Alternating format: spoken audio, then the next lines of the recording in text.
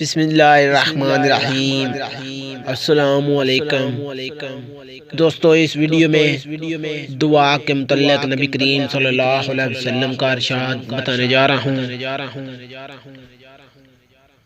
نبی کریم صلی اللہ علیہ وسلم نے ارشاد فرمایا، کوئی ایسا مومن مسلمان نہیں جو کوئی دعا کرے جس میں گناہ اور قطع رحمی نہ ہو، مگر اللہ تعالیٰ اس دعا کے سبب اس کو 3 چیزوں میں سے ایک ضرور دیتا ہے۔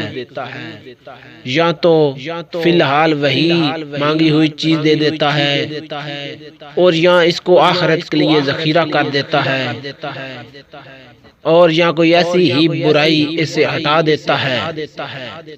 صحابہ رضی اللہ تعالیٰ عنہم نے عرض کیا کہ اس حالت میں تو ہم خوب کثرت سے دعا کیا کریں گے۔